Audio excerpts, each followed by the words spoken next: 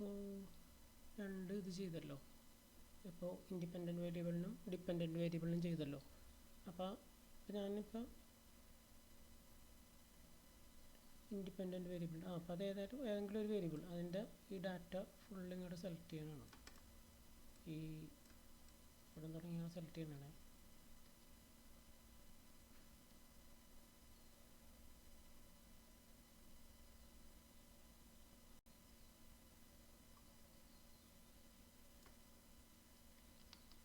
Ctrl+C. അപ്പോൾ അത് full select ചെയ്തു. എന്നിട്ട് ഒരു പുതിയൊരു ഷീറ്റ് എടുക്കുക, അതിൽ കൊണ്ടുവന്നിട്ട് പ്ലേസ് ചെയ്യുക. അപ്പോൾ അത് പ്ലേസ് ആയി. ഇപ്പോൾ ഇതിൻ്റെ ക്രോം ബാക്ക് ആൽഫ നമുക്ക് കണ്ടുപിടിക്കണം. അതിനൊരു കാര്യം ചെയ്യേണ്ടത് ആദ്യം =, സം അടിക്കുക, എന്നിട്ട് അത് ഡബിൾ ക്ലിക്ക് ചെയ്യുക. എന്നിട്ട് ഈ റേഞ്ച് അങ്ങോട്ട് സെലക്ട് ചെയ്ത് കൊടുക്കുക. എന്നിട്ട് ഷിഫ്റ്റ് ബ്രാക്കറ്റ് ക്ലോസ് ചെയ്യുക, എൻ്റർ അടിക്കുക. അപ്പോൾ അതിൻ്റെ അവിടെ സമ്മ് വന്നിട്ടുണ്ടാവും. ഇനി അത് ഈ ഫിൽ ഹാൻഡിൽ വെച്ചിട്ട് ഇപ്പോൾ ഇങ്ങനെ ക്രോസ് വന്നില്ലേ, അത് വെച്ചിട്ട് ഇങ്ങനെ സെലക്ട് ചെയ്ത് കൊടുക്കുമ്പോഴേക്കും അവസാനത്തെ ഇതുവരെ സെലക്ട് ചെയ്ത് കൊടുക്കുക. ഇപ്പോൾ അതിൻ്റെ എല്ലാത്തിൻ്റെയും സം അവിടെ വന്നിട്ടുണ്ട്. ഇനി ഈ സം എടുത്തിട്ട് ഇനി ഈ കോളത്തിൽ ക്ലിക്ക് ചെയ്യുക. എന്നിട്ട് അവിടെ =, SUM സം അല്ല VAR, അതിൽ VAR.S സെലക്ട് ചെയ്യുക, ഡബിൾ ക്ലിക്ക് ചെയ്താൽ മതി. എന്നിട്ട് ഒന്നുകൂടി കാണിച്ചു തരാം. VAR.S വെറുതെ ക്ലിക്ക് ചെയ്യുക. എന്നിട്ട് അവിടെ നമ്മൾ ഈ ഇതിൻ്റെ നേരെ മുകളിലുള്ള റേഞ്ചില്ലേ, അതായത് ഇപ്പോൾ നമ്മൾ സം കണ്ടുപിടിച്ച ആ റേഞ്ച് സെലക്ട് ചെയ്ത് കൊടുക്കുക. ആ സമ്മിൻ്റെ റേഞ്ച് മാത്രം.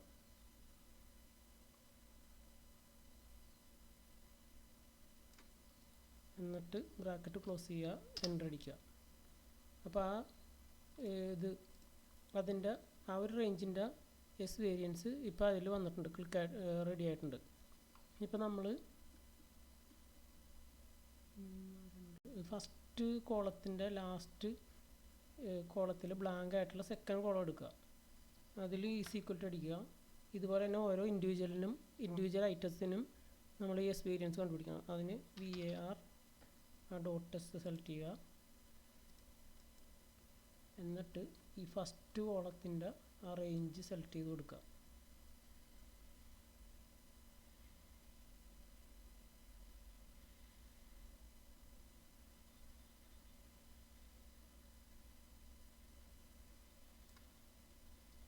എന്നിട്ട് ബ്രാക്കറ്റ് ക്ലോസ് ചെയ്യുക, എൻ്റർ അടിക്കുക.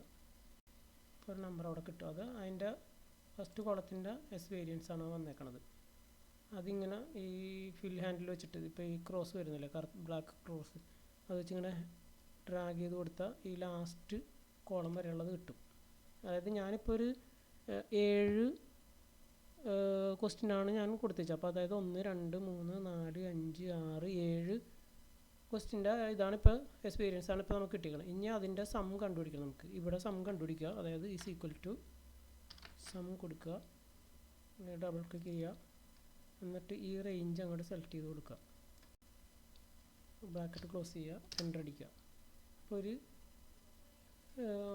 വേരിയബിൾ നമുക്ക് അവിടെ കിട്ടി.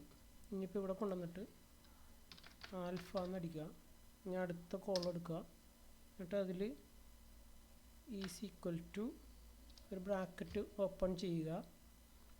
അത് കഴിഞ്ഞിട്ട് ഈ നമ്പർ ഇപ്പോൾ നമ്മൾ 7 കോളം അല്ലേ ഇതിൻ്റെ അകത്ത്, അതായത് 7 ക്വസ്റ്റ്യൻസാണ് ഞാൻ കൊടുത്തേച്ചത്.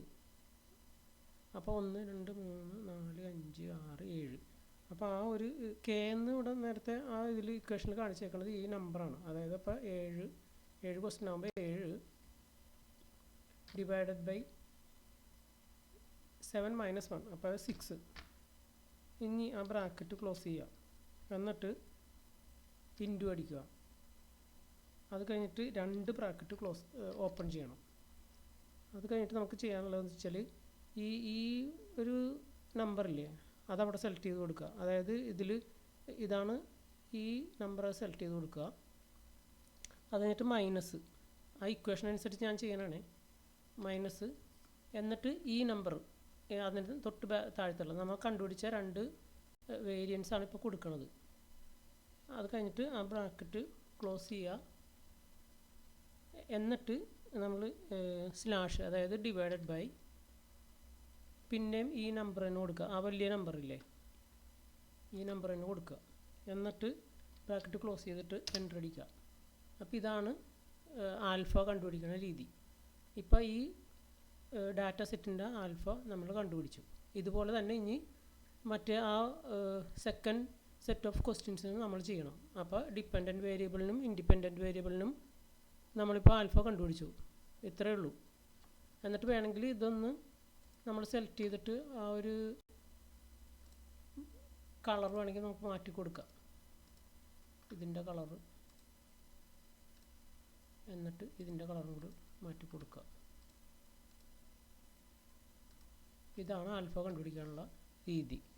ഇതിഞ്ഞ് ആ നേരത്തെ ഞാൻ ചെയ്തേക്കുന്ന പോലെ ആ കോളത്തിൽ കൊണ്ടുപോയി പ്ലേസ് ചെയ്താൽ മതി. ഇത്രയേ ഉള്ളൂ ആൽഫ കണ്ടുപിടിക്കാനുള്ളത്.